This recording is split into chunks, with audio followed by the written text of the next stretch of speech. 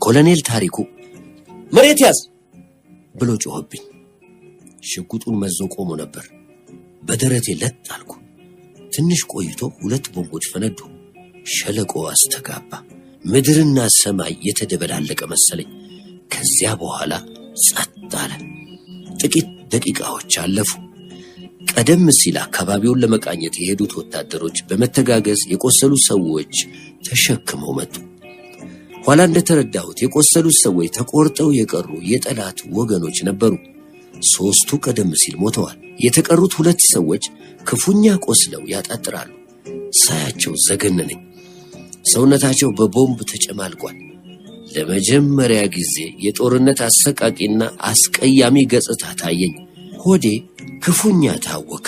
ሰው እንዳያየኝ ዞር ብዬ መራራ ሐሞት እስኪያስመልሰኝ ድረስ አስታወቅኩ። ቀጥሎ የሆነው ነገር ነበር አደንዝዞ ያስቀረኝ። ክፉኛ ቆስለው የሚያጣጥሩትን ሰዎች በመርዳት ረገድ ሊደረግ የሚችል አንዳችም ነገር አልነበረም። ስቃያቸው የከፋ ቢሆንም ሞት አልገላግላችሁም ብሎ ይተናነቃቸዋል። ኮሎኔል ታሪኩ ሽጉጡን መዞ በ2 ጥይት ገላገላቸው። የሰው አንጎል ወጥቶ ሳይ የመጀመሪያ ጊዜ ነበረ። ፈዝዤ ቀረሁ። ኮሎኔል ታሪኩ መጥቶ እስኪያናግረኝ ድረስ የት እንደነበርኩ በእውን ይሁን ወይም በቅዠት ዓለም ውስጥ እንዳለው አላውቅም ነበር። እንዴት ነው እኮ ታሪክ የምትቀርጹት ባለኝ ጊዜ ነበር ወደ እውነት ዓለም የተመለስኩት። ከሰውነቴ ውስጥ ያለ የሌለ ፈሳሽ ነገር ተጨምቆ የወጣ ይመስል አያልበኝም ነበር። ሙቀቱ ምንም አልነበረም። የምሰጠው መልስ አልነበረኝም። ቀጠለና ገና የባሰ ታያለ። በጦር ሜዳ ሞት ምንም አይደለም። እንደ መተንፈስ ወይም እንደ መብላት ተራ ነገር ነው።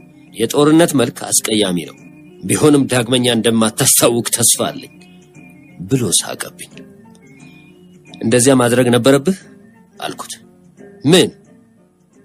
ሰዎቹን ወታደሮች ሰፊ ጉድጓድ ቆፍረው ሬሳዎቹን አፈር ማልበስ ላይ ነበሩ። ከመቼው ያንን የሚያክል ጉድጓድ እንደቆፈሩ ይገርማል። መሞታቸው አይቀርም ነበር። ከሚሰቃዩ ይሻላል ብዬ ነው።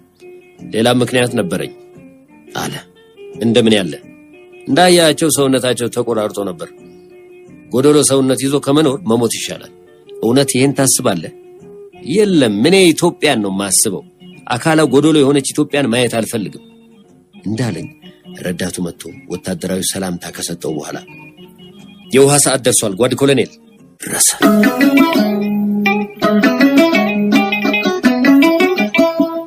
ኮሎኔል ታሪኩ ሽጉጡን መዞ በ2 ጥይት ገላገላቸው።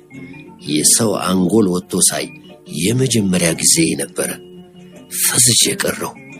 ኮሎኔል ታሪኩ መጥቶ እስኪያናግረኝ ድረስ የት እንደነበርኩ በእውን ይሁን ወይም በቅዠት ዓለም ውስጥ እንዳለው አላውቅም ነበር። እንዴት ነው እኮ ታሪክ የምትቀርጹት ባለኝ ጊዜ ነበር ወደ እውነት ዓለም የተመለስኩት። ከሰውነቴ ውስጥ ያለ የሌለ ፈሳሽ ነገር ተጨምቆ የወጣ ይመስል አያልበኝም ነበር። ሙቀቱ ምንም አልነበረም። የምሰጠው መልስ አልነበረኝም። ቀጠለና ገና የባሰ ታያለ። በጦር ሜዳ ሞት ምንም አይደለም። እንደ መተንፈስ ወይም እንደ መብላት ተራ ነገር ነው። የጦርነት መልክ አስቀያሚ ነው። ቢሆንም ዳግመኛ እንደማታስታውቅ ተስፋ አለኝ ብሎ ሳቀብኝ። እንደዚያ ማድረግ ነበረብህ አልኩት። ምን? ሰዎቹን ወታደሮች ሰፊ ጉድጓድ ቆፍረው ሬሳዎቹን አፈር ማልበስ ላይ ነበሩ። ከመቼው ያንን የሚያክል ጉድጓድ እንደቆፈሩ ይገርማል። መሞታቸው አይቀርም ነበር። ከሚሰቃዩ ይሻላል ብዬ ነው። ሌላ ምክንያት ነበረኝ አለ። እንደምን ያለ? እንዳያቸው ሰውነታቸው ተቆራርጦ ነበር። ጎዶሎ ሰውነት ይዞ ከመኖር መሞት ይሻላል። እውነት ይሄን ታስባለህ? የለም፣ እኔ ኢትዮጵያን ነው ማስበው። አካላ ጎዶሎ የሆነች ኢትዮጵያን ማየት አልፈልግም እንዳለኝ ረዳቱ መጥቶ ወታደራዊ ሰላምታ ከሰጠው በኋላ የውሃ ሰዓት ደርሷል ጓድ ኮሎኔል አለው። የኮሎኔል ታሪኩ ረዳት 100 አለቃ ጠና ጋሻ ይባላል። በቅርብ ጊዜ ከተራ ወታደርነት በአንድ ጊዜ የ100 እልቅና ማዕረግ የተሰጠው በእድሜ ጠና ያለ ቆፍጣና ወታደር ነው።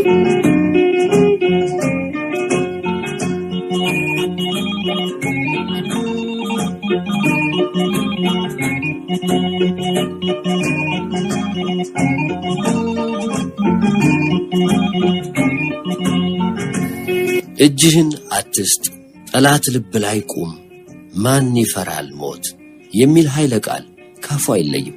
በጀግንነቱ ብዙ የጦር ሜዳ ሜዳዮች የተሸለመ ወታደር ነው። አብዛኛዎቹ የቀይ እምቡጥ ጦር አባሎች እንደሱ በልዩ ልዩ ጦር ሜዳዎች ባሳዩት ጀግንነትና በሰሩት ጀብዱ ልዩ ልዩ ሽልማት ያገኙ ምርጥ ወታደሮች ናቸው። ፊሽካ ተነፋ። ለንቅናቄ ተዘጋጁ።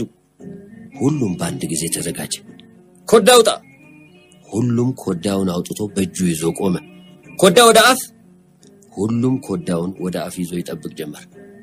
ጠጣ። ወታደሩ ሁሉ ውሃውን ይጠጣ ጀመር። ኮዳህን መልስ። ሁሉም ኮዳውን መልሶ ከጎኑ ላይ ሻጠ። ወደፊት። ኮሎኔል ታሪኩ ወደ መኪናው ከመሄዱ በፊት እናንተ ጋዜጠኞቹ ውሃ በፈለጋችሁ ጊዜ ልትጠጡ ትችላላችሁ አለኝ። ኮዳዬን አውጥቼ ውሃ ጠጣሁ።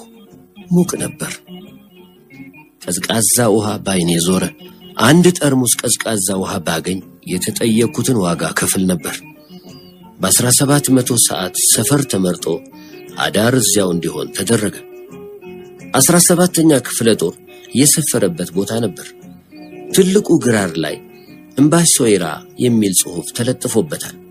መለስ ካለው ግራር ላይ ደግሞ ኒያላ የሚል ጽሑፍ ይታያል። የበረሃ ሐረጎችን በማያያዝ የተሰሩት ዳስ መሳይ ነገሮች ላይ አምባሳደር፣ ቻው፣ ከረን የሚሉ የሆቴል ስሞች ተጽፈው ይነበባሉ። መቼም የሰው ልጅ ገሃነም ውስጥ ቢወድቅም ገነት መመኘቱ አይቀርምና ነገሩ ያሳቀኝን ያህል አሳዘነኝ። ሰፈሩ በአንድ ጊዜ በወታደራዊ እንቅስቃሴ ተሞላ። ዘቦች ቦታ ቦታቸውን ያዙ። ሹካና ማንኪያ የሚል የመተላለፊያ ኮር ተሰጠ። ውሃ ቀዝቅዞ ለመጠጣት የሚደረገው ሩጫና ጥረት የሚያስደንቅ ነበር። አንዳንዱ ኮዳውን በርጥብ ጆንያ አስሮ ከዛፍ ላይ ይሰቅላል። ሌላው ኮዳውን ወስዶ ከደረቅ ወንዝ ዳር አሸዋ ውስጥ ይቀብራል። የመቶ አለቃ ጋሻ ጠና የኔን ኮዳ ወስዶ የት እንደሄደ አላውቅም። ጋዜጠኞች እንደ እንቁላል የሚሰበሩ ይመስል የጦሩ አባሎች በሙሉ ሊንከባከቡን ይጥሩ ነበር። አንዳንዶቹ ከንፈራቸውን በሐዘን እየመጠጡ ያዝኑልናል። አሁን እንዲያው እዚህ ምን አመጣችሁ የሚሉ ይመስላሉ። ፀሐይ ከመጥለቋ በፊት የረሻይዳ ብሔረሰብ አባሎች ከየት መጡ ሳይባል ተሰባስበው በመምጣት ከጦሩ ሰፈር ትንሽ ራቅ ብላ በምትገኝ ገላጣ ስፍራ ላይ ተከማችተው ይታዩ ነበር። ከግር ጥፍራቸው እስከ ራስ ጠጉራቸው በጥቁር ጨርቅ የተሸፈኑ ሴቶች ከወንዶች ኋላ ተቀምጠዋል። ፊታቸው አይታይም። አንድ የረሻይዳ ሴት በ10 ወይም በ12 ዓመቷ ከተዳረች በኋላ ከባሏ ሌላ ማንም ወንድ ፊቷን ሳያይ ኖራ ትሞታለች ሲባል ሰምቻለሁ። ምግብ ስትበላም ሆነ ውሃ ስትጠጣ ተሸፍና ስለሆነ ባሏም ቢሆን ከንፈሯን አያይም ይባላል። ምን ይመስሉ ይሆን? ያንዷን ፊት ገልጬ ባየሁት የሚል ስሜት ቢያድርብኝም የረሻይዳ ባል የሚስቱን ፊት ገልጦ ያየበትን ወንድ እጅ በያዘው ሰይፍ ቆርጦ ሳይጥል አይመለስም የሚል ታሪክ ስላለ አንዱ የእጄን ዋጋ ቢሰጠኝስ በማለት ስሜቴን ገትቼ ዝም አልኩ። የቴሌቪዥን ፊልም አንሻችን የአንድን ሴት ፊት ገልጦ ለማንሳት ሲሞክር አይቼ ሮጬ ሄጄ ያስኩት። አንዱ የረሻይዳ ጎረምሳ ሰይፉን ለመምዘዝ ይዳዳው ነበር ወይም መሰለኝ። ፊልም አንሻችንን አሸብር ዳርጌን ታሪኩን ሳጫውተው ደንግጦ የያዘውን የፊልም ማንሻ መሳሪያ ጥሎ ሊሮጥ ምንም አልቀረው። ወደ ጦሩ ፖለቲካ ኮሚሳር ጠጋ ብዬ እነዚህ ሰዎች ምን ሊፈልጉ ነው የመጡት ብዬ ጠየቅኩት። የጦሩ ፖለቲካ ኮሚሳር ሻምበል ዋለልኝ ይርጋ ይባላል። የወባ መድኃኒት አለኝ። ምን ነው ሁሉም ታመዋል? የለም አብዛኛዎቹ ከኪኒኑ ጋር ለሚሰጠው ውሃ ሲሉ ነው የሚመጡት በማለት መለሰልኝ። ውሃ ማግኘት ምን ያህል አስቸጋሪ እንደሆነ ለመጀመሪያ ጊዜ ጭንቅላቴን መታኝ። የሰው ልጅ በእንደዚህ ያለ የተረገመ ምድር መኖርን የሚመርጥበት ምድራዊ ምክንያት አልታየሃለኝ። ነገሩ ገረመኝ። መጀመሪያውኑ የሰው ልጅ የሚኖርበት አካባቢ አልመሰለኝም ነበር። የትና እንዴት እንደሚኖሩ የሳህል በረሃ እግዚአብሔር ብቻ ነበር የሚያውቀው። በሌላ በኩል በአብዮታዊ ጦር ላይ ያላቸው እምነት ያስደንቀኝ ነበር። ደረቅ ስንቅ ውሃና የወባ ኪኒን ከታደላቸው በኋላ ሻምበል ዋለልኝ ሴቶቹ ወደፊት እንዲመጡ ጋበዛቸው። ፊት የተቀመጡት ወንዶች በመጀመሪያ ነገሩን እንደ ቀልድ በማየት እየተጠቃቀሱ ይስቁ ጀመር። ሻምበል ዋለልኝ አምሮ ሴቶቹ በግድ ወደፊት እንዲመጡ ለማድረግ ሲል ወንዶቹም አምረው ተነሱ። በራሻይዶች ልማድ ሴት ልጅ በምንም ሁኔታ ከወንድ ቀድማ አትሄድም፣ ከወንድ ፊት አትቀመጥም። ያልታሰበ ውጥረት ድንገት ተፈጠረ። ኮሎኔል ታሪኩ መጥቶ ሁኔታውን ከተረዳ በኋላ ሻምበል ዋለልኝን ተዋቸው፣ እንደ ልማዳቸው ይሁኑ፣ ችግር መፍጠር የለብንም አለው። ሻምበል ዋለልኝ እንዲህ አይነቱን ጎታች ባህል እያየን ዝም ማለት የለብንም። እነዚህ ሴቶች ዘላለማቸውን የወንዶች ተገዢዎችና ባሪያ ሆነው እስከ መቼ ይኖራሉ? ማንቃት አለብን። የጦሩ አንዱ ተልእኮ ማንቃትና ማደራጀት ነው በማለት ለመከራከር ሞክሮ ነበር። አዎ ጓድ አለ ኮሎኔል ታሪኩ በእርጋታ። ልክ ነህ፣ ግን እንዲህ አይነቱ ነገር ጊዜ ይወስዳል። ንቃት ሲባል ከህዝቡ ንቃተ ህሊና ውጪ ወይም በላይ ሊሆን አይችልም። ነጥቡን ይለቃል ጓድ። ንቃት ጊዜ ይወስዳል፣ ጊዜን ይጠይቃል። በግድ የሚሆን ነገር የለም። እነሱን ለማንቃት እነሱን መምሰል አለብን። ለራት ጋሌጣና የቆርቆሮ ምግብ ተሰጠን። ከቆርቆሮ ምግብ ውስጥ ሽሮ፣ ዝግኒ ወይም አትክልት መርጦ መብላት ይቻላል። ከሁሉም አንጀት ገብቶ የሚፈውሰው ግን ሚሊ ድራፍት ነበር። የበሶ ብጥብጥ ነው። በስኳር ተበጥብጦ ካደረ ትንሽ ስለሚፈላ ትንሽ ሞቅ ያደርጋል። ለራብ ለውሃ ጥም ለመጠጥ ምንጊዜም ሚሊ ድራፍት ይላል የጦር ሜዳው ማስታወቂያ። ሁሉም በስኳርና በውሃ በጥብጦ ያቀዘቀዘውን ሚሊ ድራፍት ሊጋብዘን ይሯሯጥ ነበር። ከንቲባ ከምባይሶራ ኒያላ ከኒያላ ከረን እያለ የቀዘቀዘ ሚሊ ድራፍት በጋቤጣ መለጋት ጀምሯል። ከንቲባ በሞቴ የማይለው ወታደር አልነበረም። በጊዜ ተኛን። ልብስ ጫማ ማውለቅ የለም። ከነ ጫማ ትውላለህ፣ ታድራለህ፣ ትሞታለህ። እባብና ጊንጥ ያስፈራል። ሲቀፈኝ ሄጄ አሸዋ ውስጥ ተኛው። ሁሉም እንደኔ በጀርባው ተኝቶ ኮከብ ይቆጥር ነበር። የጠራው ሰማይ ቀረብ ያለ መስሎ ይታያል። ቢደክመኝም እንቅልፍ እምቢ አለኝ። ያሳለፍኩት ማዕከላዊ ሕይወት በሐሳቤ መጣ። ከሁሉም ትዝ ያለኝ በወህኒ ቤት ሲሚንቶ ላይ የተኛው ያሳለፍኩት የ1 ዓመት ጊዜ ነበር። አሁን ሳስበው 1 ዓመት ብቻ ሆኖ አይታየኝም። 10 ዓመት ሆኖ ይሰማኛል። ቀኖቹም ረጅም ነበሩ። ምግቡና መኝታው በጣም መጥፎ ነበር እና የታሰርኩት ደግሞ ከተራ ሌቦችና ማጅራት መቼዎች ጋር ነበር። ለነሱ እስር ቤቱ እንደ ቤታቸው ነበር። ፍርዳቸውን ጨርሰው የተለቀቁለት እንዴት እንደሚሰርቁና ማጅራት እንደሚመቱ ከማሰብ ሌላ ሐሳብ አልነበራቸውም። እኔም በሌብነት ነበር የታሰርኩት፣ በፍቅር ሌብነት። በጣም የምወዳት አንዲት ልጅ ነበረች። ሂሩት አጎናፍር ትባላለች። የ17 ዓመት ልጃገረድ ነበረች። እኔም የ20 ዓመት ጎረምሳ ነበርኩ። ተዋደድን። ይዣት ኮበለልኩ። ገንዘብ አልነበረኝም። አብዛኛውን ጊዜ ምግባችን ፍቅር ነበር።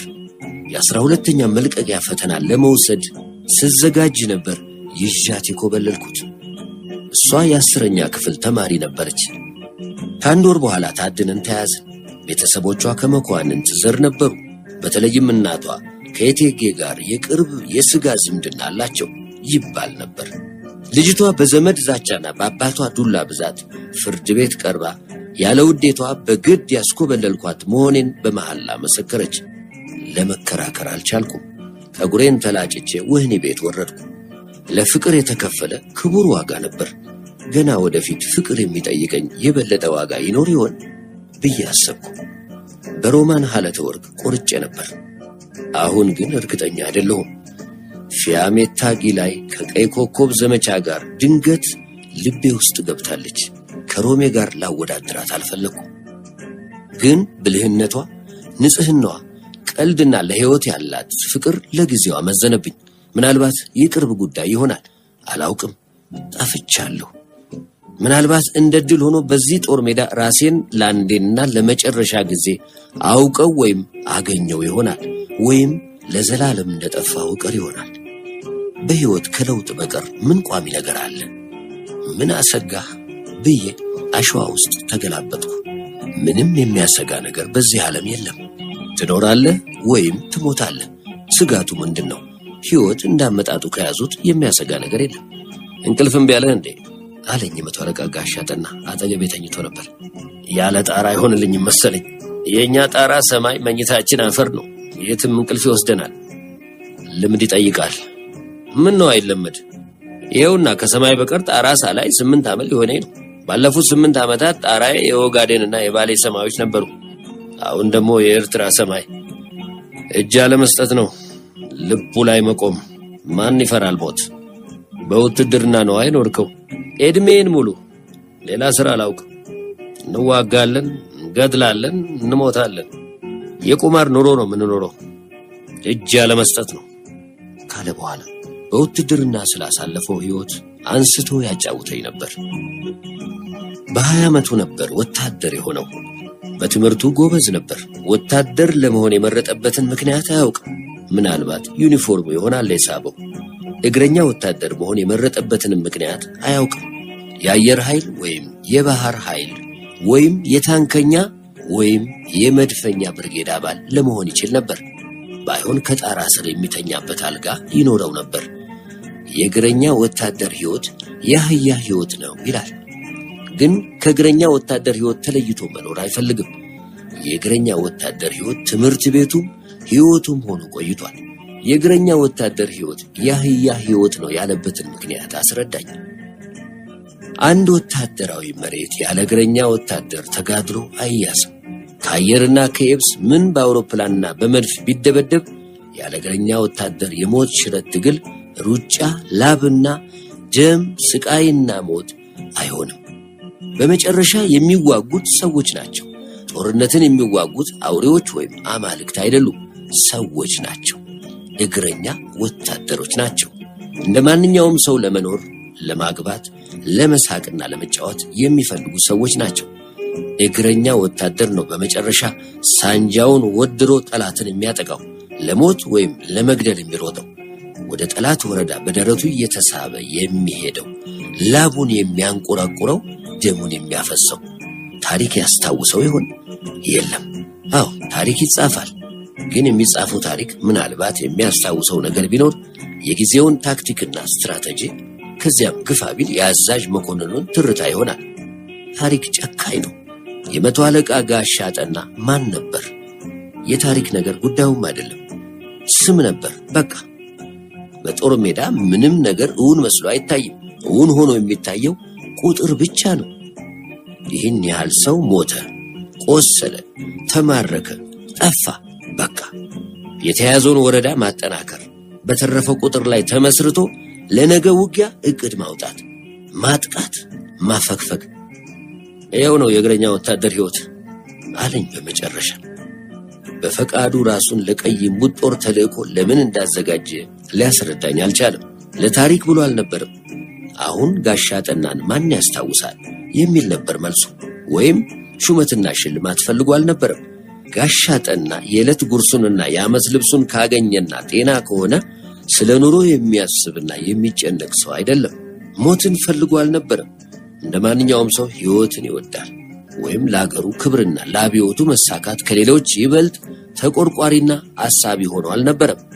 እንጃ ብቻ ጥቂቶቻችን ራሳችንን አሳልፈን ለመስጠት ካልተዘጋጀን ሌላው እንዴት ሊኖር ይችላል የሚል ሐሳብ ወይም እምነት ነበረው። አባባሉ ትርጉም ሰጠኝ። ህይወትን መውደድ ብቻውን አይበቃም፣ ሌሎችም እንዲወዱት ማስተማር ያስፈልጋል። አዎ ክርስቶስ ለሰው ልጆች ፍቅርን ያስተማረው በምን ነበር? ራሱን አሳልፎ በመስጠት ተግባር ነበር። ውይይታችን ሄዶ ወደ ጓድ ሊቀመንበር መንግስቱ ኃይለ ማርያም አመራ። ኦጋዴን አብረን ነበርን ከአብዮቱ በፊት አለኝ። እውነት? ያኔም እንዳሁኑ ጀግና ነበሩ። ጀግና ሰው ደስ ይለኛል። በቅርብ ታውቃቸው ነበር ብዬ ስጠይቀው ስለ ሊቀመንበሩ የሚከተለውን ታሪክ አጫወተኝ። መሐንዲስ የሆነ አንድ ወጣት መኮንን ነበር። ለጦሩ ጥቂት ቤቶች እንዲሰራ ይታዘዛል። የተፈቀደለትን በጀት ቆጥቦ የተፈለጉትን ቤቶች ከታሰበው በላይ በጥሩ ሁኔታ ከሰራ በኋላ ቆጥቦ ባተረፈው ገንዘብ ለጦሩ ማለፊያ የመዝናኛ ስፍራዎች ይሰራል። ጦሩ በሙሉ በስራው ተደሰተ። በመጨረሻ ከፍተኛ መኮንኖች ያሉበት የቁጥጥር ኮሚቴ መጣ። የቁጥጥር ቡድኑ የሚመራው በአንድ ጀነራል ነበር። ስራው ተጎብኝቶ ገለጻ ከተደረገ በኋላ ጀነራሉ ምስጋና ያቀርባሉ ተብለው ሲጠበቁ ያልታዘዝከውን ማን ስራ አለ በማለት በወጣቱ የጦር መሐንዲስ ላይ የተግሳጽ ናዳ ያወርዱ ጀመር። የጀነራሉን ፊት ያዩ ሌሎች መኮንኖችም ወታደራዊ ደንብ ያልታዘዙትን መስራት አግባብ አይደለም ሲሉ ተቹ። ወጣቱ መሐንዲስ እንባው መጣ። በመጨረሻ የተናገሩት ጓድ ሊቀመንበር ሻለቃ መንግስቱ ኃይለማርያም ነበሩ። የተረፈው ገንዘብ ለተባለው ስራ ወጥቷል ተብሎ ቢበላ ኖሮ በተጨማሪ ምን ተሰራ፣ ለምን ተሰራ የሚለው ጥያቄ አሁን አጠያያቂ አይሆንም ነበር። እንስራ የሚያስወቅስ ከሆነ ያሳዝናል በማለት የጀነራሉን ቀንድ እንዴት እንደሰበሩና ሌላ ጊዜ ደግሞ የአንበሳው የመሳሪያ ግምጃ ቤት መኮንን ሆነው በሚሰሩበት ወቅት አንድ ሌላ ጀነራል አንድ ቀን የመኪና መለዋወጫ ዕቃ በአስቸኳይ ላክ ብሎ ሲልክባቸው ለግል አውቶሞቢል ቀርቶ ለጦሩም የሚሆን መለዋወጫ ዕቃ የለም ብለው ስለሰጡት መልስ ካጫወተኝ በኋላ ቀጥሎ መቼ ይሄ ብቻ አንድ ቀን ደግሞ እንዲሆነልህ ንጉሱ ለጉብኝት ይመጣሉ። ተመልካቻቸው የወደቁ መሳሪያዎችና ተሽከርካሪዎችን ትተው ደህናውን ነገር ብቻ እንዲጎበኙ ከበላይ ትዕዛዝ ይሰጣል። የሚያስቆጭና የሚያናድድ ትዕዛዝ ነበር። እንዲያስጎበኙ የታዘዙትም እሳቸው ነበሩ። እንደታዘዙት ደህናውን ነገር ያስጎበኙና በመጨረሻ እንዲደበቁ የተደረጉትንም ጭምር ንጉሱን ወስደው ያሳያሉ። ንጉሱ በመቆጣት ካባቸውን አጥፈው ይሄዳሉ። በዚህ ምክንያት ባለቆቻቸው ዘንድ አደገኛ መኮንን ነው እየተባሉ ሲጋዙና የማዕረግ እድገት ሲታለፉ ነው የቆዩት። አይ ወንድ፣ አይ ጀግና! ከዚህ ጀግና ሰው ጋር ቆሞ መዋጋትና መውደቅ በእውነት ክብር ነው በማለት ስለ ሰውየው የሚያውቀውን ያህል ነገረኝ።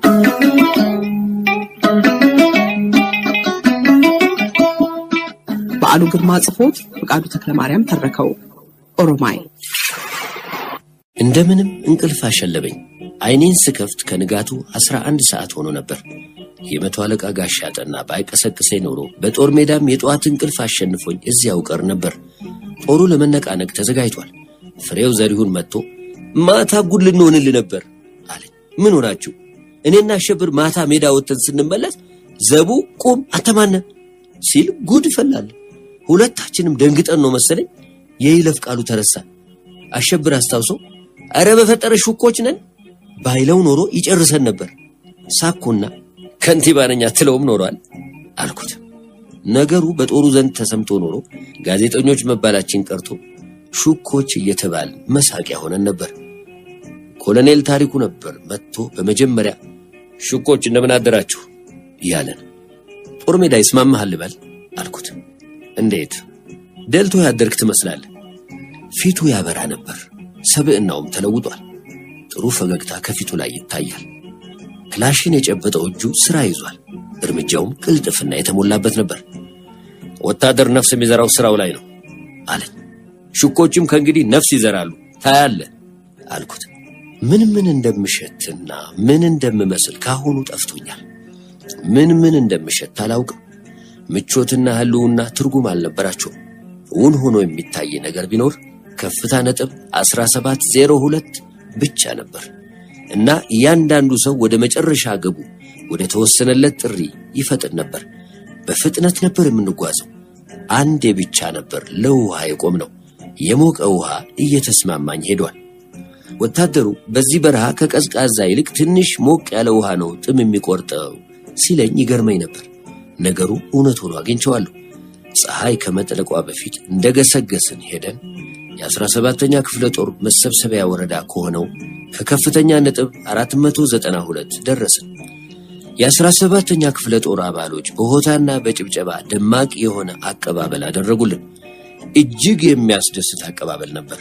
የቀይ እምቡጥ ጦር አባሎች ራሳቸውን ለውጊያ ከማዘጋጀት በቀር በሰፈሩ ሌላ ግዳጅ አልነበራቸው። እንዲያውም የ17ኛ ክፍለ ጦር አባሎች አስተናጋጅ በመሆን ምግብ፣ ውሃ ከማቅረብም ሌላ ልብሶቻቸውን ወስደው ያጥቡላቸው ነበር። የቀይ እምቡጥ ጦር አባሎች ሰውነታቸውን እንዲያጸዱ ታዘዙ። ካሜራችን ተከተላቸው። ገላቸውን ሲታጠቡ አፋፍ ላይ ቆሜ እመለከታቸው ነበር። ራሳቸውን ለሞት የሚያጠምቁ መስለው ታዩ። ለዚህ አደገኛ ተልእኮ እያንዳንዳቸውን ያነሳሳው ነገር ምን እንደሆነ አላውቅም። እያንዳንዳቸው ለዚች አገርና ለዚህ አብዮት ከሌሎች ይበልጥ ተቆርቋሪ ሆነው አይደለም ወይም አይመስለኝም። ግን አንድ ነገር ይሰማኝ ነበር። በውስጣቸው የሕይወት እሳት የሚነድ ነፃ ሰዎች ነበሩ። ነፃ ሰው ውብ ነው፣ ቆንጆ ነው እና ሁሉም ውቦች ቆንጆዎች ነበሩ። ልቤ በጣም አዘነ። ጀንበሯ ከናቅፋ ተራሮች በስተጀርባ ልትጠልቅ አሽቆልቁላለች። ሰማዩ እንደ ደም ቀልቶ ይታይ ነበር። ቀጥሎ የሆነው ነገር ነው በይበልጥ ልቤን የነካው። የቀይ እምቡጥ ጦር አባሎች ለዘመዶቻቸው ወይም ለተወካዮቻቸው ወይም ለሚመለከተው ሰው የሚያስተላልፉት መልእክት ካላቸው እንዲጽፉ ተጠይቀው ነበር። ምን መልእክት እንደሚተዉ ለማወቅ ፍላጎት ስላደረብኝ አንዳንዶቹ የጻፉትን እንዲያሳዩኝ ጠይቄያቸው ነበር። ምናልባት አደጋ ደርሶብኝ የሞትኩ እንደሆነ ያለኝ ጥሬ ገንዘብ በሙሉ ለቀይ ኮከብ ዘመቻ እንዲሰጥልኝ እጠይቃለሁ የሚሉ መልእክቶች ብዙ ነበሩ። አሳልፈው የሚሰጡት ውድ ሕይወታቸው አልበቃ ብሏቸው ይሆን በማለት ተገረምኩ። ለሚስት፣ ለልጅ፣ ለወንድም ይሆን በማለት ተገረምኩ። ለሚስት፣ ለልጅ፣ ለወንድም፣ ለእህት፣ ለአባት ወይም ለዘመድ የተጻፉ ደብዳቤዎች ጥቂት አልነበሩም። አንዳንዶቹ ስለ ጉዟቸውና አሁን ስለሚጠብቃቸው ተልእኮ ነበር የጻፉት እና አብዛኛዎቹ ደብዳቤዎች ከዚህ በኋላ የሚሆነውን ሌላ ጊዜ ጽፋለሁ፣ ስለኔ አታስቡ፣ ደህና ነኝ፣ ለምንድነው የማትጽፉልኝ? እኔ ካንቺ ወይም ካንተ ናፍቆት በስተቀር ሌላ ሐሳብ የለኝም በሚሉ አረፍተ ነገሮች የተደመደሙ ነበሩ። ከዚህም ባሻገር ናቅፋ ደርሰናል፣ እንዳያያዛችን ከሆነ ይህ ጦርነት ጊዜ የሚፈጅ አይመስልም፣ በቅርብ ቀን እመጣለሁ፣ እስከዚያ ድረስ ገንዘብ ካለ ላኪ ወይም ላክ፣ ሬዲዮና ቴፕ ሪከርደር፣ አልጌናና አፋበት በርካሽ ዋጋ ይገኛል ካሉ በኋላ ሲመልሱ ምን ለማድረግ እንዳሰቡ በዝርዝር የጻፉ ሰዎችም ነበሩ። አንዱ ባጠራቀመው ገንዘብ ያችኑ ማሳ እንዴት እንደሚያለማና ያችን ጎጆ እንዴት እንደሚያቃና ይጽፋል። ሌላው በችግር ምክንያት ያቋረጠውን ትምህርት እንዴት አድርጎ እንደሚቀጥልና ምን ደረጃ ድረስ ለመማር እንደሚፈልግ ያትታል። ከጦር ሜዳ አያሌ ጠቃሚ ትምህርት አግኝቻለሁ፣ ተለውጫለሁ። ከእንግዲህ እንዳለፈው ጊዜ ተመልሼ የምቀብጥ አይመስለኝም። መጠጥ የሚባል ነገር ትቻለሁ። እንደ ድሮ በትንሹም በትልቁም ነገር አልናደድም። ጦር ሜዳ ያሰክናል። ውዴ ሙች ቅናትም ትቻለሁ። አሁን የምቀናው በሕይወት ብቻ ነው። አሁን የምመኘው ነገር ቢኖር ደስታና ተድላ የሰፈነበት የሰከነና የቀዘቀዘ ኑሮ መኖር ብቻ ነው። ወደፊት የምንኖረው ኑሮ ይታየኛል። ልጄን ሳሚልኝ፣ ስመለስ የበደልኳችሁን በደል ሁሉ ድርብ አድርጌ ክሳለሁ በማለት የጻፉ ሌሎችም ነበሩ። አዎ፣ በሰው ልብ ተስፋ ምንጊዜም አይሞትም። ሕይወት ካለች ተስፋ ምንጊዜም ይኖራል። በማደርገው መራራ ትግል ወድቄያለሁ። ለድል በሚደረገው ትግል ተሰውቻለሁ። ናቅፋ የኔ መቃብር የአብዮቴ አምባ ትሆናለች። ሞት አይቀርምና የሚሞቱበትን ቦታና ሁኔታ መርጦ መሞት ታላቅ ዕድል ነው። ግን ናቅፋን አደራ። እኔ የታሪክ ሰው አይደለሁም፣ ተራ ወታደር ነኝ። ግን ለኢትዮጵያችን ሕልውና ኤርትራን ወሳኝ ናት ሲሉ ሰምቻለሁ። ለኢትዮጵያ ሕልውና ተሰውቻለሁ። ከሕይወቴ በቀር ለአገሬ የማበረክተው ሌላ ውድ ነገር የለኝም። ወገኔ፣ ከኢትዮጵያ ሕልውና ሌላ አደራ የለኝም። አደራህን በኤርትራ ምድር የተከሰከሰው አጥንቴ በቁጣ እንዳይጮህ አደራ፣ አደራ ወዘተ የሚሉ መልእክቶች ነበሩ። የሚገርመው ነገር እኔ የማስተላልፈው መልእክት አልነበረኝ። ጨርሶም አላሰብኩበትም ነበር። ስለ ሞት አስቤ አላውቅም። የሙያዬ ባህሪ ያለምንም ስጋትና ጭንቀት በማያቋርጥ አሁን ሁኔታ ውስጥ የመኖር ልማድ አሳድሮብኛል። ስለ ወደፊቱ ለምን ይታሰባል? ትኩስ ዜና፣ ትኩስ ሕይወት። ሞት ለእኔ ምንም አልነበረም፣ ሆኖም አያውቅም። ትኩስ ዜና ከማጣት አበቦችን ካለማየትና የቆንጆ ሴት እጅን ለመንካት ካለመቻል የበለጠ ስቃይና መለየት ምን ይኖራል? ሞት ትርጉም ሰጥቶኝ አያውቅም። ምናልባት ዕድሜ ስላልተጫነኝ ይሆናል። ሞት ሲቃረብ ሐሳቤ ምናልባት ሳይለወጥ አይቀርም፣ አላውቅም። አሁን ግን ሞት ሩቅ ሆኖ ነው የሚታየኝ። ምን የሚያሰጋ ነገር አለ? ከሞትክ ሁለት ነገር ብቻ ያሰጋል። መንግሥተ ሰማያት ትገባለህ ወይም ገሃነም ትወርዳለህ። እንዲህ ያለ ነገር ካለ ማለቴ ነው። መንግሥተ ሰማያት ከገባህ ምንም የሚያሰጋ ነገር የለም። ገሃነምም ከወረድክ የሚያሰጋ ነገር የለም። ከጓደኞችህ ጋር እጅ ለእጅ ስትጨባበጥ ለስጋት ጊዜ አይኖርህም የሚል ጥቅስ የት እንዳነበብኩ ቦታው ጠፋኝ። ከከፍተኛ ነጥብ 1702 ሌላ የሚያሰጋኝ ነገር አልነበረም። እሱም ቢሆን ምን ያሰጋል? ይያዛል ወይም አይያዝም። ይልቅ ጭንቀቴ ዜናውን እንዴት አድርጌ እንደማስተላልፍ ነበር። ጭንቀቴ ምንድን ነው? ዜናውም ቢሆን ይተላለፋል ወይም አይተላለፍም። ነገ ምን ትርጉም አለው? ሰው ለምን ይጨነቃል? እውን ነገር አሁን ብቻ ነው። አሁን አለው። ደህና ነኝ፣ እተነፍሳለሁ፣ ውብ ኮከቦች እቆጥራለሁ። ይበቃል። አሁን አለህ ወይም የለህም። ጭንቀቱ ምንድን ነው? ሌሊት 2 ጊዜ በእንቅልፍ ልቤ ቃዥቼ በመባነን ነቅቼ ነበር። ሁለቱንም ጊዜ ላባ ስምጦኝ ነበር። አንድ ጥይት በሄድኩበት እየተከተለች ታባርረኛለች። እንዳትመታኝ እሮጣለሁ።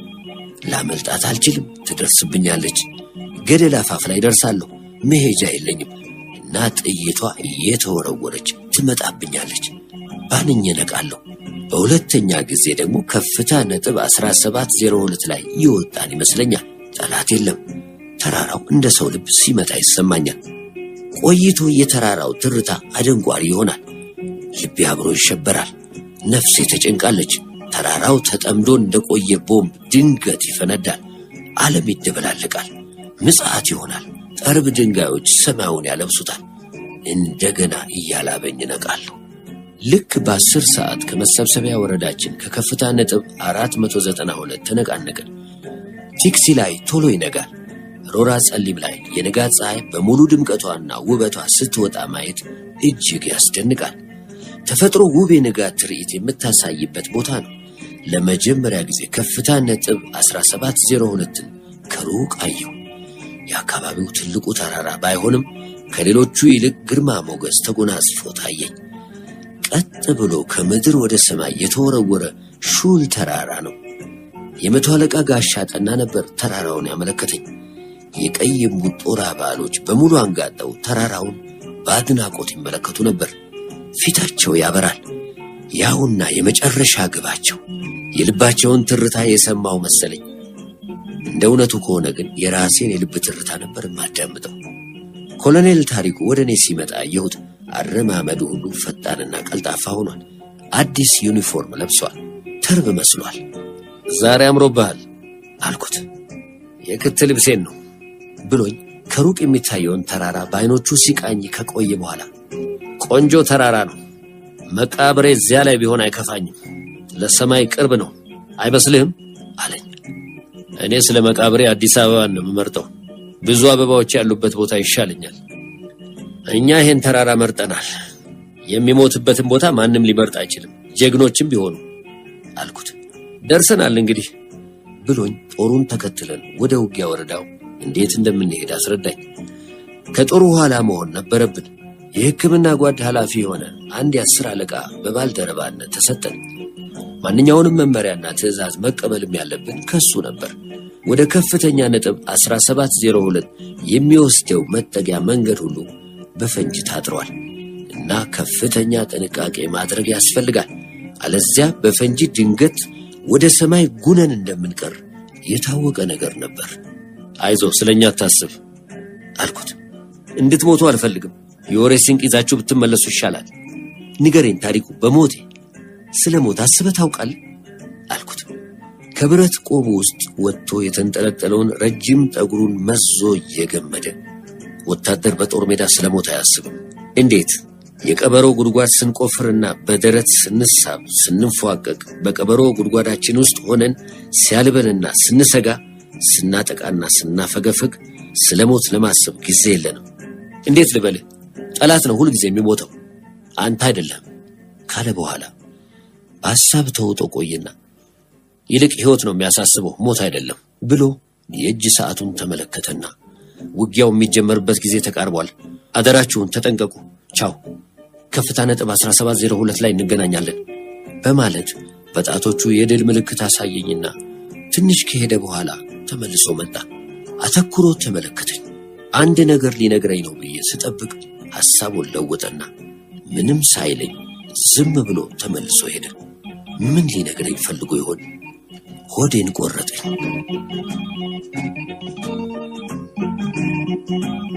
ከዝቅተኛ መሬት በመጀመር ቀጥተኛ ግድለት ያለውን ተረተር በግራ በኩል ይዘን ወደ ግባችን እንጠጋ ጀመር።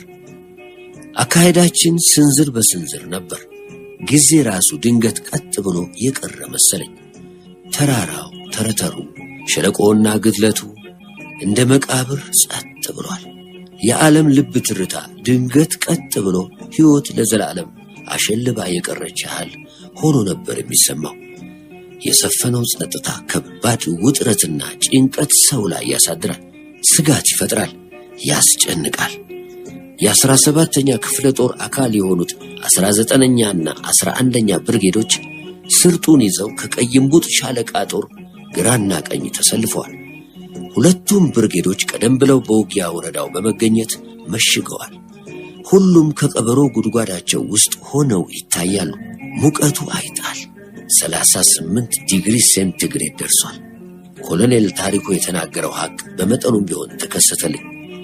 ጦርነት ሲባል ሁል ጊዜ የጨበጣ ውጊያ ማለት አይደለም።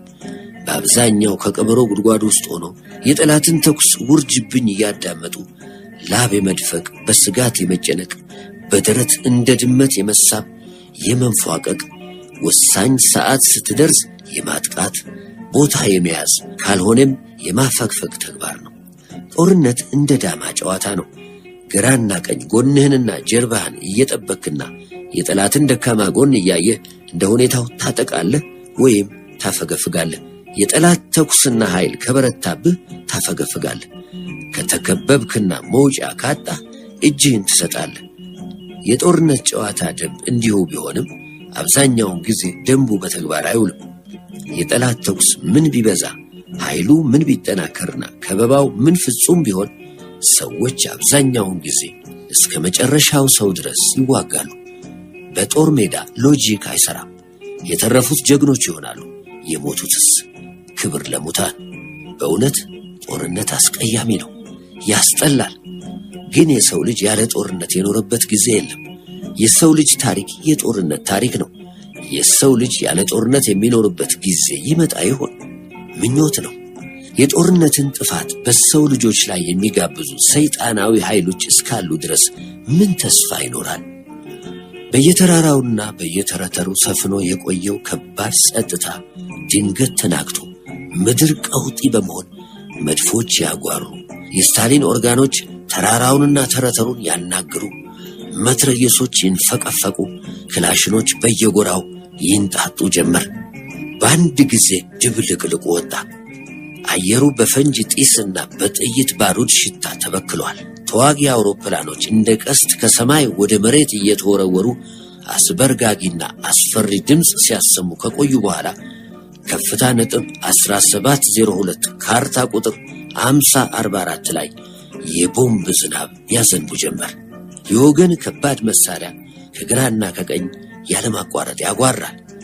ተራራው ያቃጥላል፣ ይነዳል፣ ይጋያል። የጠላት ባለ 50 ካሊበር መትረየሶች ከየተራራው ጫፍ ይንተከተካሉ፣ ያስካካሉ፣ ጸረ አውሮፕላኑን ያደበላልቁታል። ቢ10 ጸረ ታንክ መሳሪያዎች ይተኮሳሉ። የእጅ ቦምቦችና ፈንጂዎች እንደ ነጎድጓድ ይጮኻሉ። ሰዓቱ ደረሰ።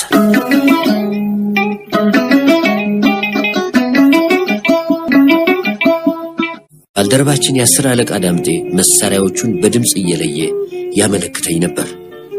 መድፍ፣ ቦምብ፣ ፈንጂ፣ ሞርታር፣ ጸረ ታንክ፣ ጸረ አውሮፕላን፣ አርሶጂ፣ ዶሽካ ሶቲ፣ አርዙ 23፣ ቢኤም ወዘተ። ካሜራችንን አንድ ምቹ ቦታ ላይ ጠምደን ነበር። ፊልሙ ይዞራል። እንዴት ነው አላሸብር? እስካሁን ጥሩ ነው። ተራራው ጥሩ ሆኖ ይታያል። ግን ለመጠጋት እንዴት ነው የምንችለው አልኩት። ለመጠጋት ፈጽሞ አትችሉም። እንኳን ለእናንተ ለወታደሩ አስቸጋሪ ነው። የሞት ተራራ ነው አለኝ የ10 አለቃ ዳምጤ። ከዚህ በኋላ ምንድን ነው የሚሆነው አልኩት። እንግዲህ የቀይ እምቡጥ ጦር ግዳጅ ተቃርቧል። አሁን መሃል ለመሃል ወደ ተራራው እየተጠጉ ናቸው። ጊዜው ሲደርስ ከ11ኛ ብርጌድ በስተጀርባ ድንገት በመዞር በግራ በኩል ሰብረው ለመውጣት ነው የተዘጋጁት።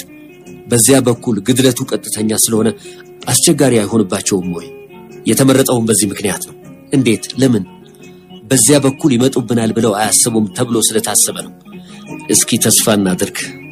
ከ58ኛና ከ51ኛ የጠላት ብርጌዶች የተውጣጣ አንደኛና 3ኛ ሻለቃ ጠንካራ ኃይል ከፍተኛ ነጥብ 1702 ላይ መሽጎ የሚጠባበቅ መሆኑ ታውቋል። ትኩረታቸው መሃል ለመሃል ሰንጥቆ በሚመጣው ቀዳሚ ጦርና ተደራቢና ደጀን ጦር ላይ መሆኑን ከኢላማቸው ለመረዳት ይቻል ነበር። የተፈለገውም ይህ ነበር። ተራራውን በከባድ መሳሪያና በተዋጊ አውሮፕላኖች የመደብደቡ ሥራ ቀጥሏል። ዓለም ተደበላልቋል። የሚሰማው የተኩስ ድምፅ እብዶች ተሰባስበው በምጽአተ መድረክ ላይ እንደሚጫወቱት ሙዚቃ ነበር። በተዋጊ አውሮፕላኖች የታጀቡ ትልልቅ አውሮፕላኖች መጥተው ተራራው ላይ ፓራ ኮማንዶዎችን በጃንጥላ ያወርዱ ጀመር። የጠላት ተኩስ በረከተ። ልቤ ተጎኑ ነበር። ጦሩ ከሚተኮሰው ጥይት ይልቅ በወኔ የሚያሰማው የውጊያ ጩኸት ይበልጥ የሚያስፈራና የሚያስበረግግ ነበር። ከንቲባን ደርሼበታለሁ፣ ግን ተመለስ አላልኩትም። ቀይ እምቡጦችን ተከትለን ጋራውን እንቧጥጥ ጀመር። የድንጋይ ናዳ ግራና ቀኛችን ይበራል። ፈንጅና ቦምብ ምድሪቱን ያናውጣል። የጠላት መትረየስ ያለማቋረጥ ይንተከተካል፣ ይንፈቀፈቃል። ጠላት ነቅቶ ወደ ቀይ እምቡጦች አቅጣጫ ዞሮ ነበር። ግን ቀይ እምቡጦች የእጅ ቦምብ እንደጨበጡ ከጠላት ምሽጎች እየዘለሉ መግባት ጀምረዋል። የፈንጂ ጢስና የባሩድ ሽታ ያፍናል፣ ያስለቅሳል። ከአንድ በኩል ያለማቋረጥ እየተንፈቀፈቀ አላራምድ ያለ የጠላት መትረየስ ነበር። የተኩሱ ሩምታ ይረጭበታል፣ የቦምብ ጋጋታ ይወርድበታል።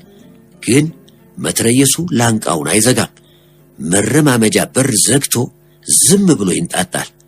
አንድ ቀይ እምቡጥ እንደ ነብር እያደባና በደረቱ መሬት ይዞ የሞት ላንቃውን ወደማይዘጋው የጠላት መትረየስ ሲሳብ ድንገት አየሁትና ትንፋሼን ውጬ ዝም አልኩ።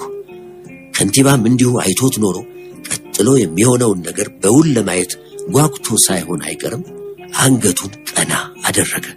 አብዳሃል እንዴ? መሬት ያዝ አልኩት። ዞር ሲል ባፉ ደም ሲወጣ አየሁ። ከንቲባ ብዬ ጮኩ። አልሰማኝም። የጠላት መትረየስ ወደሚንጣጣበት አቅጣጫ ቴፑን እንደያዘ በረረ። በዚያኑ ጊዜ ወደ መትረየሱ ይሳብ የነበረው ቀይ እምቡጥ በደረቱ እንደተኛ አንድ ቦምብ ከወረወረ በኋላ እንደ ነብር ዘሎ መትረየሱ ተጠምዶበት ወደ ነበረው ምሽግ ገባ። ከንቲባ መሃል መንገድ ሲደርስ ወደቀ። ከተኛሁበት ተነስቼ ወደ ከንቲባ ሮጥኩ። ከንቲባ ከንቲባ! አይሰማኝም። ጸጥ ብሎ ቀርቷል። ወዙ እንዳለ ነበር። የምጸት ሳቅ የሚስቅብኝ መስሎ ታየኝ። አንገቱ ላይ ተጠምጥሜ ሳምኩት እና እንዳበደ ሰው ተነስቼ መትረየሱ የሞት ላንቃውን ይከፍትበት ወደ ነበረው ምሽግ ሮጥኩ። የመትረየሱ ላንቃ በመዘጋቱ ቀይ እምቡጦች ሆ ብለው ወደ መጨረሻ ግባቸው መረማመት ጀምረዋል። እንደ ሮጥኩ ሄጄ ከምሽጉ ገባሁ። መትረየሱና ተኳሹ በቦምብ ጋይተዋል። ቀይ እምቡጡ የሌላውን ጠላት ጉሮሮ እንዳነቀው ወድቋል። ከመትረየሱ ኋላ ጋይቶ የወደቀው ጠላት እግረ ቆራጣ ነበር። የቀይ እምቡጡን ክላሽ አነሳሁና የጠላት ሬሳዎችን ወደ ላይ እየተንጠራራሁና እየጮኩ በሳንጃ ወጋው እስከሚበቃኝ ድረስ እና ቁጭ ብዬ ማልቀስ ጀመርኩ። እንደ ሞተ ሰው ሆኜ ነበር በሙታን መካከል የምዘዋወረው። ግንባሩ በጥይት ተነድሎ የወደቀ፣ ሰውነቱ እንደ ወንፊት በጥይት ተበሳስቶ የተዘረረ፣ ጭንቅላቱ ተቆርጦ ከላዩ ላይ የበረረ፣ እጅና እግሩን አጥቶ የተንጋለለ፣ የተሰበረ የጋየ ምሽግ ደሙን እያዘራ ስለ ወንድ ልጅ ውሃ ባካችሁ እያለ ጠብታ ውሃ የሚለምን በሞትና በመኖር ስቃይ መሃል ተይዞ ባካችሁ ስለ ወንድ ልጅ አትለፉኝ፣ ጨርሱኝ፣ ለነፍስ ሆናቸዋለሁ እያለ የሚማጠን ድምፅ።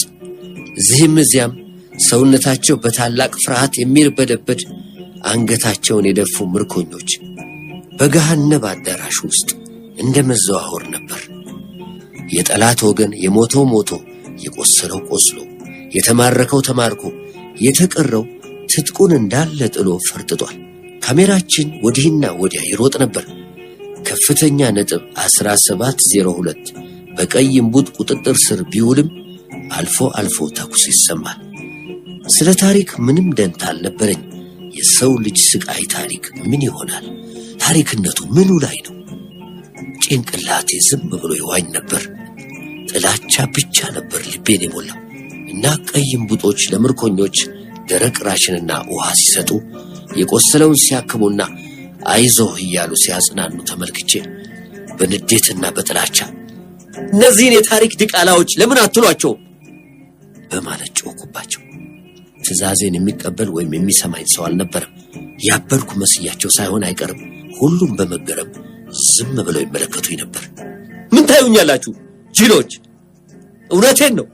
እነዚህ የታሪክ ዲቃላዎች ከጥቂት ደቂቃዎች በፊት ያለምንም ርኅራኄ በጭካኔ ሲጨፈጭፉን የነበሩ አውሬዎች ናቸው። እኛ ለእነሱ ሰዎች አይደለንም። የማናስብ አድዮች ወይም ጥሬ ሥጋ የሚጎምዱ ሎሌዎች ነን። ለነሱ እኛ አሁንም ቅኝ ገዢዎችና ወራሪዎች ነን። በእነሱ ግምት እኛ እንኳን ሌላውን ራሳችንንም ለማስተዳደር የማንችል አህዮች ነን። እድል ካገኙ አይምሩንም። ጨካኝ አውሬዎች ናቸው እያልኩ ስጮህ አንድ ሰው ትከሻዬን ይዞ ወደ ኋላ ጎትተኝ። ኮሎኔል ታሪኩ ነበር። አይዞህ አለኝ። ምን አይዞህ ትለኛለህ? በላቸው። እሺ ጸጋዬ አይዞህ፣ ይሄ ጦርነት ነው። ስተቱ የእነዚህ ምስኪን ሰዎች አይደለም። ያለመታደል ሆኖ ነው እንጂ በሌላ ጊዜና ሁኔታ ከእነዚህ ሰዎች ጋር እንደ ወንድማማች አብረን እንስቅና እንጫወት ነበር በማለት ሊያጽናናኝ ሲሞክር ከምርኮኞቹ መካከል አንዱ የተሰጠውን ደረቅ ራሽን አንድ ቀይ እምቡጥ ፊት ላይ በድፍረት ወርውሮ ሊያንቀው ተነሳ። ኮሎኔል ታሪኩ እኔን ለቀቀኝና ሄዶ ምንድን ነው አለው። አንተ ነፃ አታወጣኝም። ታዲያ ማን ነው ነፃ የሚያወጣ? ፔትሮ ዶላር መጥቶ ነፃ እስከሚያወጣው ይጠብቅ በለው አልኩኝ። ሻዕቢያ ለዘላለም ትኑር አለ። ሌላው ምርኮኛ በታላቅ ቁጣ ሻዕቢያ ትውደም ብሎ ቀጠለና ይሄ ሰው እኛን አይወክለንም። ከጥቂት ጊዜ በፊት በኋላ በጥይት እየደበደበን ሲያዋጋን የነበረ አረመኔ ነው። ኑሯችን ከኋላችን እሳት ከፊታችን እሳት ነበር።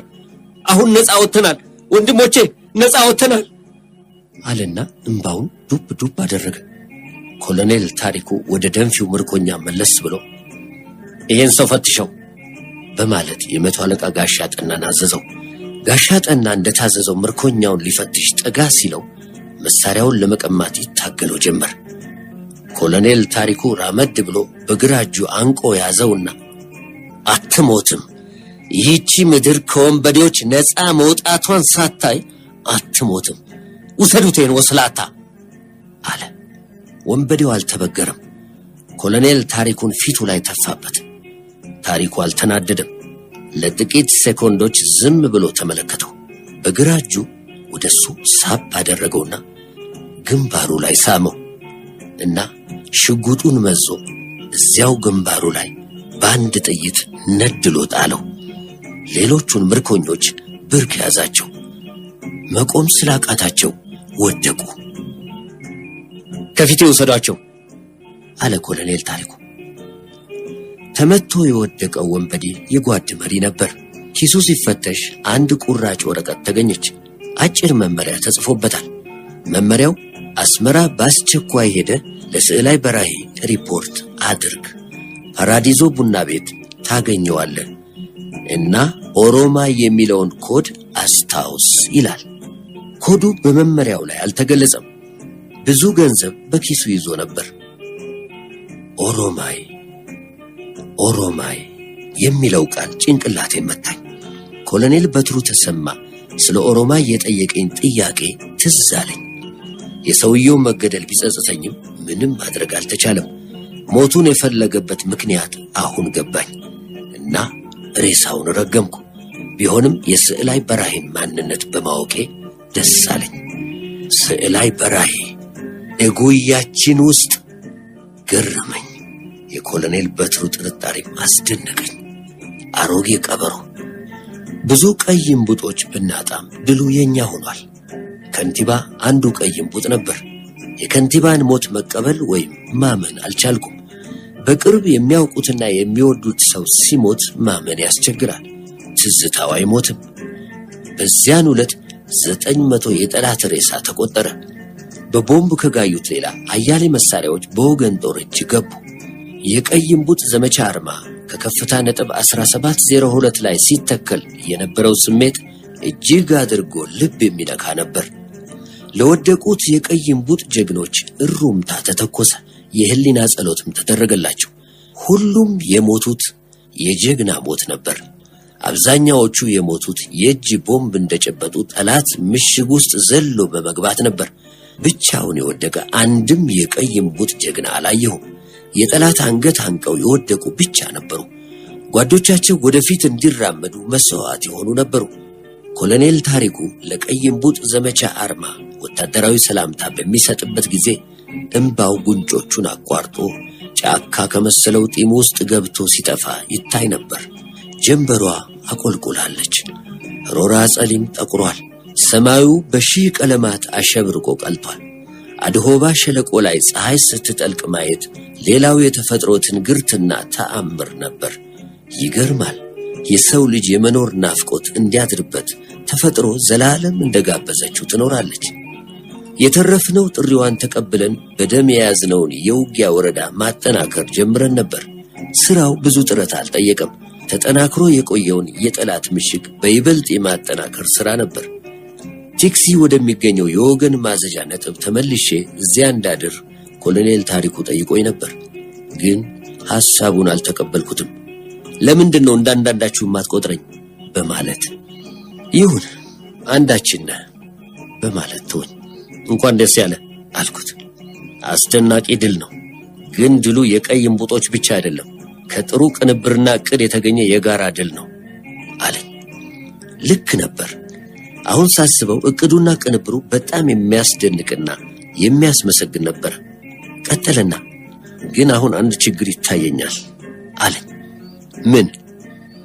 ጠላት ድንገት ሆኖበት ነው እንጂ ይሄን ነጥብ በቀላሉ አይለቅም ነበር። አሁንም ተስፋ ቆርጦ አይቀርም። ይሄ ነጥብ ከተያዘ ሌሎችም ነጥቦች አንድ ባንድ ይወድቃሉ። የናቅፋ በር ተከፈተ ማለት ነው። እንደምታየው ናቅፋ ከዚህ ነጥብ በስተጀርባ ናት። ስለዚህ ጠላት ያለ የሌላ ኃይሉን አሰባስቦ መልሶ የማጥቃት እርምጃ የሚወስድ መሆኑ የማይቀር ነገር ነው። ፈጥነን በመነቃነቅ ድሉን ካላሰፋን ኋላ ችግር ይገጥመናል። ታዲያ ችግሩ ምንድነው? ፍጥነትና የሰው ኃይል። እኛ የሽምቅ ተዋጊዎች ፍጥነት የለንም። በዚህ ላይ ደግሞ አንዳንድ ኃይሎቻችን ልምድ ያንሳቸዋል። አሁን ወሳኙ ነገር ፍጥነት ነው። ለናቅፋ መንደርደሪያና መሸጋገሪያ ድልድይ የሆነው ከፍታ ነጥብ 1702 በመያዙ የ17ኛ ክፍለ ጦር ዋስትና የሆነው የግራ ክንፍ 11ኛ ብርጌድ በሁለተኛው ቀን ወደ ከፍታ ነጥቦችን 1521፣ 1527፣ 1590 በአንድ ምዕራፍ አጥቅቶ ለመያዝ ተነቃነቀ። በ1807 ሰዓት እነዚህ ነጥቦች በሙሉ በወገን ጦር እጅ የወደቁ መሆናቸውን በታላቅ ደስታ ሰማን። ከእንግዲህ የናቅፋ መውደቅ የጊዜ ጉዳይ ነበር። ጋቤጣዎቻችንን እያጋጨን የፈላ ሚሊ ድራፍት ስንጠጣ መሸን። ካሁኑ ስለ ናቅፋ ማለም ጀምሬ ነበር። ናቅፋ ካለንበት ከ7 ኪሎ ሜትር በላይ አትርቅም። አጠቃላዩ የድል ምስራች ደውል ሲደወል ይሰማኝ ነበር። አንዱ ቀን ሄደ፣ ሌላው ቀን መጣ። ከአንድ የድንጋይ ጥላ ስር ቁጭ ብዬ ማስታወሻዬን እየተመለከትኩ ሳስተካክል ከከፍታ ነጥብ 1702 በስተቀኝ ድንገት ከባድ ተኩስ ተከፈተ። ድብልቅልቁ የወጣ የከባድ መሳሪያዎች ተኩስ ነበር። ምን ይሆን እያልኩ ሳስብ ኮሎኔል ታሪኩ ረዳቱን ልኮ አስጠራኝ። ናቅፋ ለመግባት የሚደረገው የማጥቃት እርምጃ የተጀመረ መስሎኝ ደስ ብሎኝ ነበር። ግን የታሪኩን ፊት ሳይ አድሮብኝ የነበረው የደስታ ስሜት እንደ በጋጉም ከውስጤ በኖ ጠፋ። ምንድነው አልኩት። ከፍታ ነጥብ 1702ን ለቀን መውጣት አለብን ብሎኝ የእጅ ሰዓቱን ተመለከተና ልክ በ1800 ሰዓት አለኝ። ትቀልዳለህ? ትእዛዝ ነው አለኝ። ግን ለምን? ምን መጣ? ሁኔታውን ረጋ ብሎ አስረዳኝ። ጠላት ያለ የሌላ ኃይሉን አሰባስቦ በመስበቅና ቢ10 ጸረ ታንክ 120 እና 82 ሚሜ ሞርታሮች ወደፊት በማቅረብ እንዲሁም መድፍና ታንክ በርቀት በመጠቀም 19ኛ ብርጌድ ይዞት የነበረውን ከፍታ ነጥብ 1755ን ሰብሮ በመግባት አስለቅቋል። ከፍታ ነጥብ 1755 ጠላት እጅ ተመልሶ ከወደቀ ከፍታ ነጥብ 1702 በግራ ክንፍ በኩል ክፉኛ ስለሚጋለጥ ለመከላከል እጅግ ያስቸግራል። እንዲያውም ለመከላከል አይቻልም። የመከላከሉን ኃይል ለማጠናከር እንዳይቻል ደግሞ አጎራባች ኃይሎች ስለዘገዩ በወቅቱ አይደርሱም። ሌላ አዲስ ተዋጊ ኃይል ለማሰለፍ የጊዜው ሁኔታ አልፈቀደም። በመካሄድ ላይ ያለው ውጊያ የወገንና የጠላት ጦር በጠባብ ወረዳ ላይ የተሰባጠረበት ሁኔታ ስለሆነ በተዋጊ አውሮፕላኖችም ሆነ በከባድ መሳሪያዎች ለመጠቀም አላመችም። በዚህ ላይ ውጊያ የሚደረግባቸው ወረዳዎች ሁሉ በጣም ጠባብ ስለሆኑ አሁን ተጨማሪ የሰው ኃይል ቢገኝም እንደ ልብ ማሰለፍ ያስቸግራል። ሌላው ችግር ጠላት ያደረገው የተጠናከረ ዝግጅት ነበር። ጠላት የወገንን ጦር ንቅናቄና አሰላለፍ በሚገባ ያውቃል። በቂ መረጃ አለው። የመረጃ ምንጫቸው ካልተዘጋ የወገን ጦር በጦር ሜዳ የሚያደርገው ፍልሚያ ሊሰምር አይችልም። ስለዚህ ለጊዜው ያለው አማራጭ የተያዙትን ወታደራዊ መሬቶች ለቆ ወደ ኋላ ማፈግፈግ ወይም በጠላት ተቆርጦና ተከቦ እየተዋጉ ማለቅ ወይም እጅ መስጠት ብቻ ነው። እውነትህን ነው አልኩት። ይሄው ነው አለኝና በሬዲዮ መገናኛ በኮድ መልክ የደረሰውን አጭር ትዕዛዝ እንደገና ካነበበ በኋላ የመቶ አለቃ ጋሻ ጠናን ጠርቶ ቀይ እምቡጦች ልክ በ1800 ሰዓት ነጥባቸውን ለቀው ለመውጣት እንዲዘጋጁ አዘዘው።